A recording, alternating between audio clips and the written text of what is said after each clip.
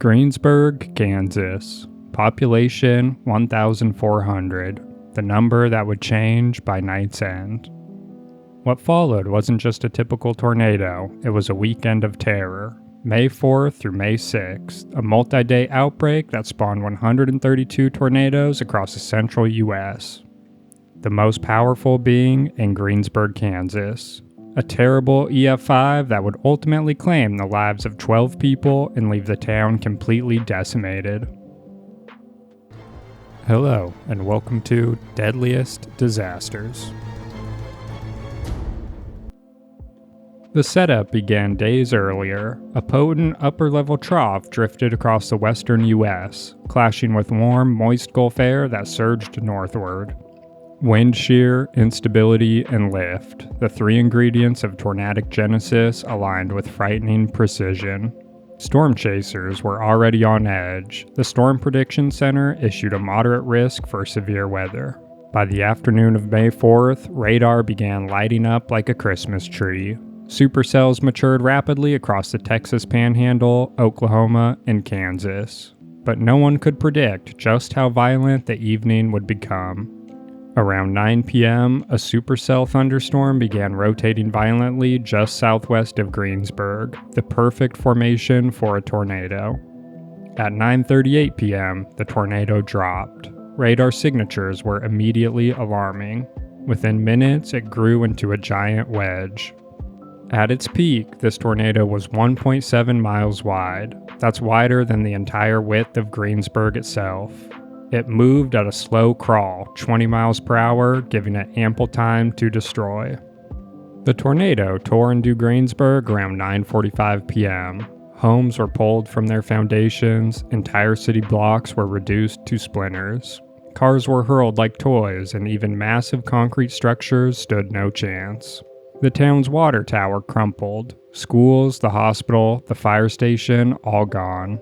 During the early stages of the tornado's life, numerous videos and later research showed at least 5 confirmed satellite tornadoes existed around the main tornado. 2 of these satellites were anticyclonic tornadoes, which rotate clockwise instead of the counterclockwise motion that most tornadoes in the northern hemisphere exhibit. A satellite tornado is a tornado that revolves around a larger, primary tornado and interacts with the same mesocyclone. Satellite tornadoes commonly occur in association with very powerful, large, and destructive tornadoes, indicative also of the strength and severity of the parent supercell thunderstorm.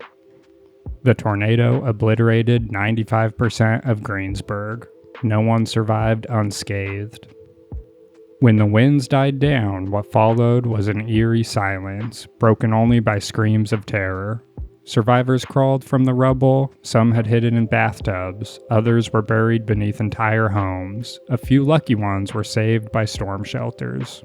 First responders from neighboring towns arrived to chaos. There was no power, no landmarks, no familiar roads, just debris fields and human suffering. 11 people lost their lives in Greensburg that night.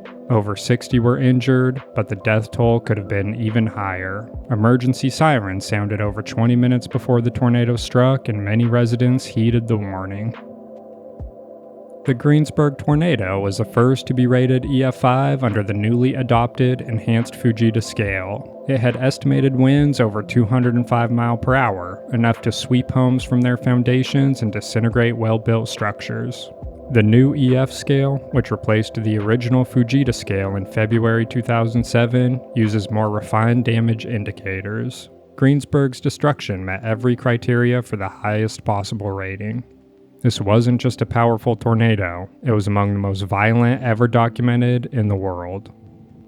But Greensburg was only the beginning. From May 4th through May 6th, the skies unleashed fury across the plains and Midwest. In total, 132 tornadoes were confirmed.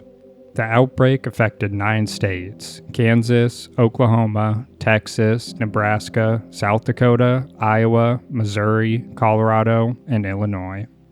Several tornadoes were deadly. In Kansas alone, 12 people were killed, 11 in Greensburg and 1 near Maxville. In Oklahoma, a tornado near Sweetwater on May 5th killed 1 and injured several others. Across the outbreak, almost 100 people were injured.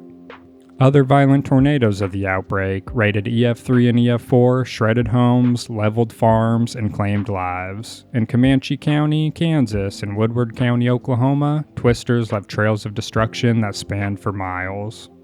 In the days that followed, President George W. Bush declared Kiowa County a disaster area. Aid poured in, and the National Guard was deployed. Volunteers from across the country arrived to help with rescue and recovery. But Greensburg didn't just rebuild, it reinvented itself.